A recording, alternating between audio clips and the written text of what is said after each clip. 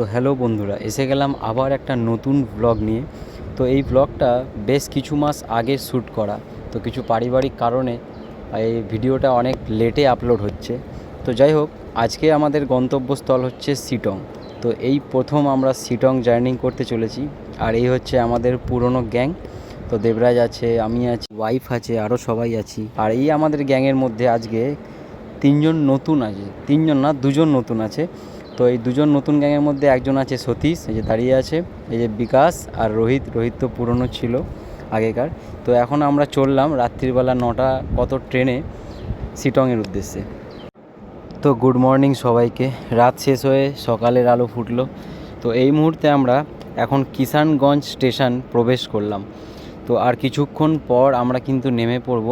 তো এই মুহূর্তে আমরা নেমে পড়লাম জলপাইগুড়ি স্টেশন। তো এবার আমরা বাইরের দিকে যাব, আমাদের গাড়ি আগে থেকে বুকিং করা আছে। তো এই মুহূর্তে আমরা বাইরের দিকে বেরিয়ে গেলাম, আর ড্রাইভার দাদার সাথে দেখা হয়ে গেছে। এখন আমরা যাচ্ছি গাড়ির রেজিস্ট্রেশন করাতে। তো রেজিস্ট্রেশন করিয়ে এখান থেকে এই মুহূর্তে আমরা রওনা দেবো শিটংয়ের উদ্দেশ্যে। তো এই মুহূর্তে আমরা সবাই গাড়ির মধ্যে আনন্দ করতে করতে শিটংয়ের উদ্দেশ্যে রওনা দিচ্ছি। তো অনেক ঘন্টা জার্নি করার পর আমরা এবারে উপরের দিকে উঠছি শিটংয়ের। তো এই দেখতে পাচ্ছ সুন্দর অপরূপ দৃশ্য।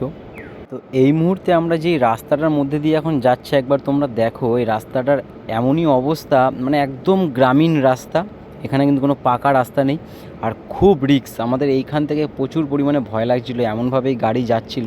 বাট অপরূপ দৃশ্য ছিল, বাট তবুও এমন উঁচু নিচু রাস্তা ছিল, তার মধ্যে দিয়ে আমরা হোটেলের দিকে রওনা দিচ্ছিলাম।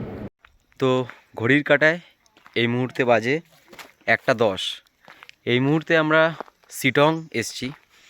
তো এখন একটা নতুন ডেস্টিনেশনে এলাম, নতুন জায়গা। তো এই এখন আমরা হোটেলের দিকে জাস্ট পৌঁছাবো, ঠিক আছে।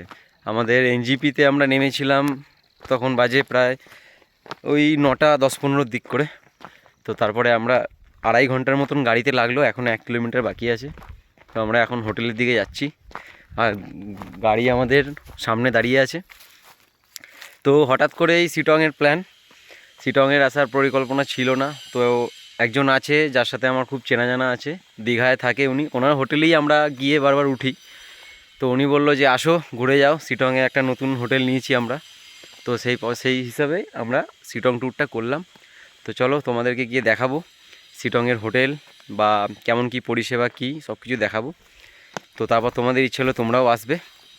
তো এই এখনকার এই ওয়েদার মোটামুটি ফগি ওয়েদারই আছে, অতটাও ক্লিয়ার নেই, বাট কাঞ্চনজঙ্ঘার ভিউ এখান থেকেও দেখা যাবে। তো দেখতে পেলে তোমাদের দেখাবো। আর এই যে ভাই দেবরাজ ভাই, আরও অনেকজন গ্যাং আমাদের আছে, সব ওইদিকে আছে গাড়িতে বসে, দুজন মিলে আমরা বেরিয়েছি একটু ঘুরতে। তো এই হচ্ছে আমাদের গাড়ি, আর এই গাড়ি দেখতে পাচ্ছ। তো এই আমাদের বুলেরো গাড়ি দিয়েছে, বুলেরো গাড়ি। আর বুলেরো গাড়ি আমরা কেদারনাথে যাওয়ার সময় এরকম বুলেরো গাড়ি পেয়েছিলাম। তো আমরা এই মুহূর্তে নেমে গেলাম গাড়ি থেকে, আর এখানে সবাই দাঁড়িয়ে আছি। দাদা গাড়ি থেকে ব্যাগ নামাচ্ছে, হালকা হালকা ঠান্ডা লাগা চালু হয়ে গেছে। দাদা এখন দড়ি খুলছে, গাড়ি নামাবে। আর ওই হচ্ছে আমাদের হোটেল, ওই নিচে ওই যে আমাদের হোটেল, ওই যে ভেনাস ইন শিটং। এক দুই পাপিয়াদি সবাই আমরা নিচে নাম। তো হোটেলে আমরা প্রবেশ করে গেছি, আর আর সুন্দর ভিউ পয়েন্ট, ভিউ রুম যা চেয়েছিলাম তাই হয়েছে। শুধু বলেছিলাম ভিউ রুম দিতে, সত্যি সুন্দর ভিউ রুম দিয়েছে, খুব ভিউ রুম দিয়েছে। রাতের বেলা আরো সুন্দর হবে এই লাইট ফাইটগুলো যখন চলবে। এই যে নিচে দুজন চলে গেছে। হ্যাঁ বলো।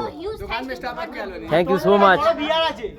अभी मैं गाली नहीं दे सकता, नहीं गाली नहीं देना, फैमिली देखती है, वरना मैं ऐसे गाली दूं, ऐसे নতুন দুটো মেম্বার আছে নতুন। এই যে একজন আছে নতুন, বিকাশ দা নতুন আছে, রোহিত ভাই আমাদের সাথে কেদারনাথ ছিল, তোমরা তো সবাই দেখেছো ওকে। একজন আমাদের নতুন গ্যাং মেম্বার সতীশ দা নতুন মেম্বার।